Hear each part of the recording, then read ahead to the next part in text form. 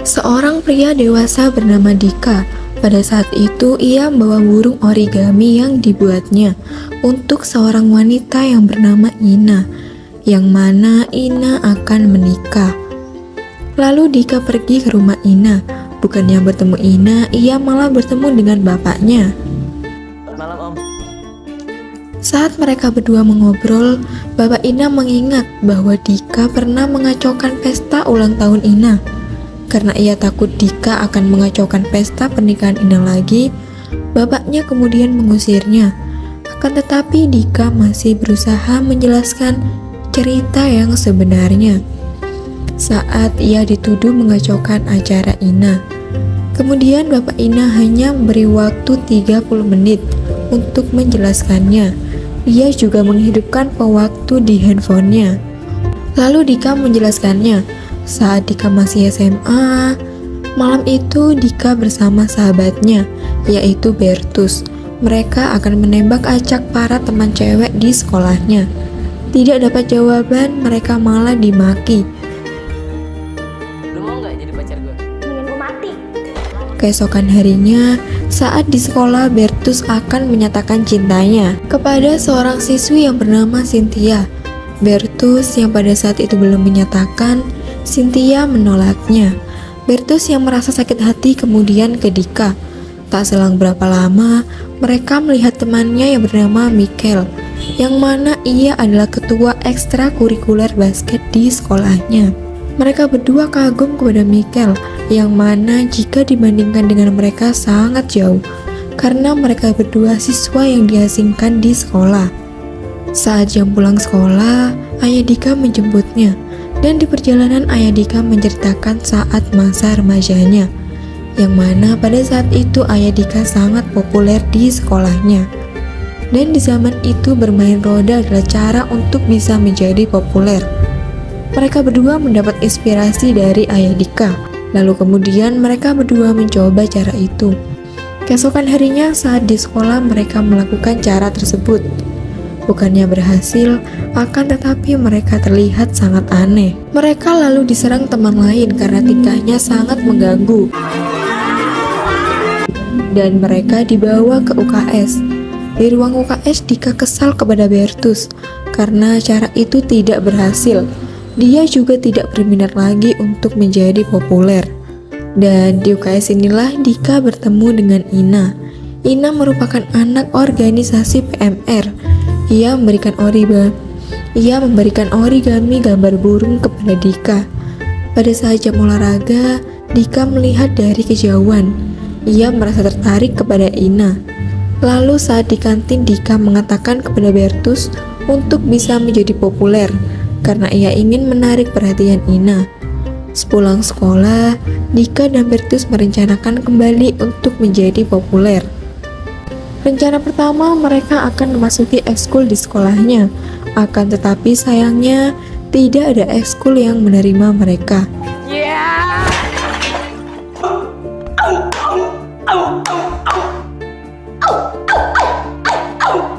Mereka berdua akhirnya memutuskan untuk membuat ekskul baru. Dengan hobi Bertus yang senang membaca komik, Dika ragu untuk menyetujui rencana Bertus. Awalnya Dika ragu, akan tetapi ia memiliki tujuan untuk menarik perhatian Ina. Lalu ia pun menyetujuinya. Dan itu cerita Dika kepada Bapak Ina yang hanya dibatasi waktu 30 menit.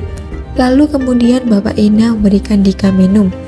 Dan ia menyuruh Dika untuk melanjutkan ceritanya. Dika kemudian meneruskan ceritanya kembali.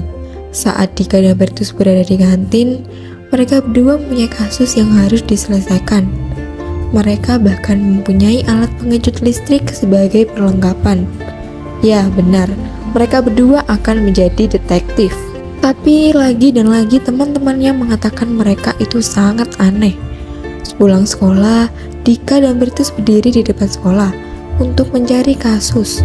Mereka menunggu cukup lama, akan tetapi keadaan baik-baik saja. Karena mereka tidak mendapatkan kasus, mereka kemudian bertanya kepada salah satu guru olahraga mereka yang bernama Pak Yoyo. Pak Yoyo mengatakan bahwa ia mempunyai masalah. ia kehilangan bola basket. Lalu seorang siswi bernama Cindy mendengar percakapan mereka. Saat itu Bertus dengan caranya menuduh orang lain. Lalu Cindy datang untuk menyelesaikan masalah tersebut agar berpikir dengan cara yang masuk akal. Akan tetapi Dika membuat analisis aneh, yang mana ia mengatakan bahwa pencuri tersebut meletakkan bola basket di depan ruang kelas. Namun analisis mereka tidak terbukti. Cindy kemudian mencoba menyelesaikannya. Ia berpikir bahwa bola basket kemungkinan terjatuh karena jendela belakang rak bola rusak. Dan saat mereka mengeceknya, benar saja bola itu jatuh dari jendela belakang. Dika dan Bertus akhirnya mengajak Cindy untuk bergabung di grupnya itu. Lalu kemudian mereka bertiga ke kantin.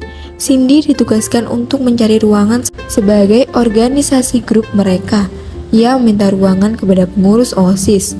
Awalnya mereka mendapatkan, akan tetapi Michael dan teman-temannya merebutnya. Mereka bertiga kemudian keluar dari ruangan OSIS. Ketua OSIS yang bernama Dara tampak kesal karena mendapat surat ancaman dari seseorang.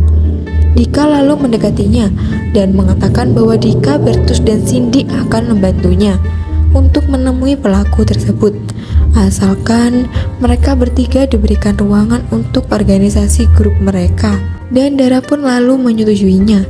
Mereka bertiga kemudian melakukan aksinya dan membuka surat itu. Di surat itu alamat pengirim sudah tertera di bawah surat dan ada petunjuk rambut berkeriting dan ingus di amplopnya. Nih, ini ingus. Saat mereka bertiga berdiskusi, pria berciri-ciri tersebut lewat di depan mereka. Bertus, Dika, dan Cindy mengikuti rambut keriting yang telah dicurigai. Ketika mereka menyamakan tulisannya, ternyata bukan dia pelakunya. Saat sepulang sekolah, ayah Dika kemudian melihat surat ancaman tersebut. Ia kemudian mengajak Dika, Bertus, dan Cindy pergi ke alamat itu. Akan tetapi alamat itu tidak ditemukan, karena sepertinya peneror itu memalsukan alamatnya. Dika melihat Michael dengan Ina. Dika kemudian turun untuk mengamati mereka. Ketika Dika mengalihkan pemandangan, ia menerawang kertas itu. Ternyata kertas ancaman Dara telah ditip-ek. Dika kemudian masuk ke dalam mobil dan mereka pergi ke alamat yang sudah ditip-ek itu. Mereka akhirnya sampai dan ternyata rumah itu adalah rumah salah satu orang yang mereka kenal, yang bernama Sasha.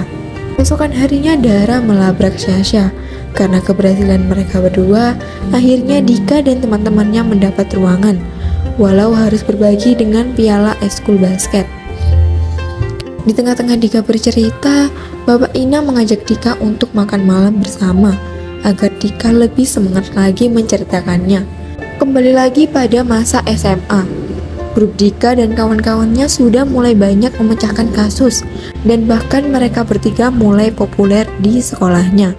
Dan keberhasilan mereka itu membuat rencana Dika berhasil, yang mana akan menarik perhatian Ina. Ina juga meminta grup detektif Dika untuk datang ke acaranya sebagai penyiar radio untuk diwawancarai. Dika kemudian menemui Cindy di ruangan mereka. Pada saat itu Cindy memberikan handuk comel untuknya. Dan tak lama kemudian Bertus masuk ke ruangan. Lalu Dika memberi kabar bahwa mereka diundang untuk jadi penyiar di radio. Keesokannya mereka diwawancarai dengan menyebut nama grup mereka. Dengan spontan mereka menjawab 3 sekawan. Ina kemudian membacakan pertanyaan-pertanyaan dari seseorang. Pertanyaan pertama, bagaimana memberitahu perasaan kita jika orang yang kita sukai tampak cuek?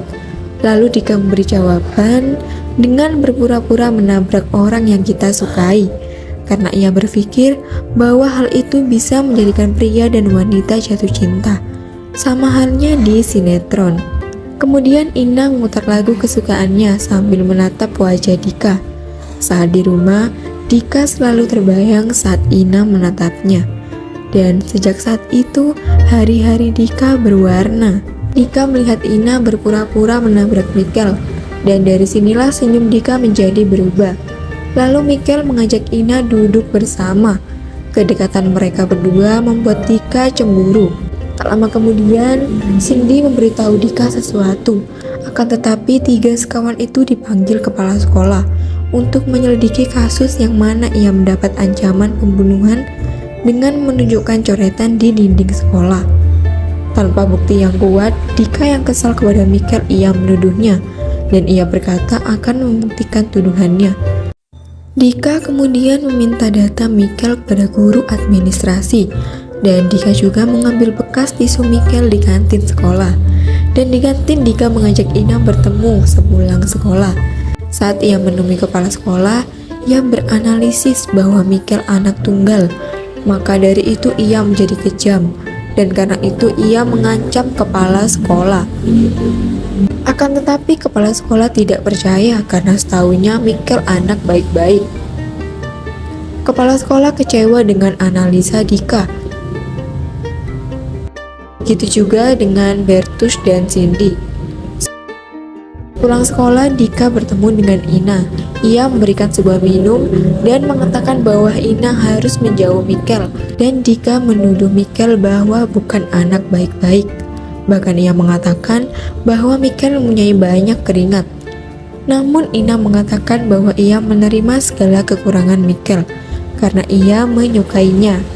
Semua tuduhan Dika kepada Michael hanya karena ia tidak suka bahwa Ina terlalu dekat dengan Michael. Dan ternyata Cindy mendengar obrolan mereka. Ia kecewa kepada Dika karena ia tidak profesional dalam menjalankan tugasnya. Bertus dan Cindy tampak kecewa kepada Dika. Dika kemudian menjelaskan bahwa grup Dika awalnya hanya demi kepopuleran. Dan kemudian hubungan Dika bersama Bertus dan Cindy renggang. Saat di sekolah, mading yang menunjukkan grup mereka akhirnya dicopot karena mereka vakum. Dan ruangan mereka juga diambil. Bahkan mereka bertiga tidak saling menegur sapa. Saat di rumah, ayah Dika menyadari bahwa Bertus sudah tidak lagi bermain ke rumah. Lalu Dika menjelaskan hubungan mereka sedang tidak baik-baik saja. Lalu ayahnya mengajak Dika keluar. Dan ternyata ia ke rumah Bertus dan mengajak Petrus. Dan pada saat di rumah, Petrus masih saja menembak siswi lewat telepon. Karena dipaksa, Bertus pun akhirnya ikut. Di perjalanan ayah Dika menyuruh mereka berdua baikan. Ketika mereka akan makan bersama, ayah Dika meninggalkan mereka berdua agar saling membuka obrolan satu sama lain. Di obrolan itu Dika mengatakan bahwa ia butuh sosok sahabat seperti Bertus dibanding dengan popularitasnya. Akhirnya, mereka berdua pun baikan dengan menurunkan ego masing-masing. Di saat itu juga Cindy masih memikirkan grup detektif, dan tak lama terdengar suara lemparan di jendela kamar Cindy. Dan itu adalah Dika. Ia kemudian menyanyikan sebuah lagu untuk membujuk Cindy agar kembali ke grup mereka. Dan akhirnya mereka bertiga bersama-sama lagi dalam satu grup. Bertus dan Cindy mengajak Dika ke pesta ulang tahun Ina. Mereka berdua menyuruh Dika untuk memberikan sebuah puisi kesukaan Ina. Dan saat malam hari, mereka bertiga pun datang ke acara ulang tahun Ina, meski tidak diundang. Dika kemudian mengucapkan selamat ulang tahun kepada Ina, dan Dika mengejutkan dua sahabatnya yang mana ia berkata bahwa Ina cocok dengan Michael. Ia bahagia melihat Ina bahagia. Dan disinilah terjadi kekacauan di ulang tahun Ina yang dimaksud oleh bapak Ina. Yang dimana pada saat itu Petrus memegang alat pengejut listrik. Tiba-tiba bapak Ina mendekatinya. Petrus yang tak sadar bahwa ia sedang memegang alat itu dan kemudian menyetrumnya. Dan pada saat itu bapak Ina dilarikan ke rumah sakit. Ina dan Dika kemudian mengobrol. Dika meminta maaf kepada Ina atas kekacauan acara ulang tahunnya. Dan Dika bertanya, mengapa pada saat itu Ina memberikan origami burung kepadanya? Lalu Ina menjawab bahwa ia memang suka perhatian kepada orang yang kurang beruntung. Dan Ina juga berkata bahwa di sebuah pernikahan, ayah mempelai wanita akan memberikan 1000 origami bangau. Dan dari sinilah Dika berjanji bahwa ia akan membawa 1000 origami burung bangau untuk diberikan ke Bapak Ina jika Ina akan menikah. Dan cerita Dika pun selesai. Bapak Ina lalu menyadari bahwa Dika sebenarnya tidak bersalah atas kekacauan ulang tahun Ina. Kemudian Dika berpamitan pulang kepada Bapak Ina. Saat di rumah, Dika kemudian teringat sesuatu. Ia lalu menghubungi Bertus dan mengajaknya bertemu. Mereka akhirnya bertemu dan akan pergi melihat gambar ancaman kepala sekolah di sekolahnya dulu. Sampai sekarang, mereka masih penasaran siapa pelakunya. Bahkan Cindy pun tidak bisa memecahkan masalah tersebut. Saat itu, Dika tersenyum-senyum sendiri sambil memahami sesuatu. Dan keesokan harinya, tepat di hari pernikahan Ina, dan Ina juga bukan menikah dengan Mikel. Dan pada saat itu juga Dika mencari-cari Cindy di sana. Ketika ia melihat Cindy dari kejauhan, Dika menghampirinya, dan mereka kemudian mengobrol. Dika memulai sesuatu dengan kata marmut. Marmut sendiri adalah gambar sebenarnya di kasus ancaman kepala sekolah. Ketika Dika menyadari petunjuk ancaman itu untuk dibaca berdua.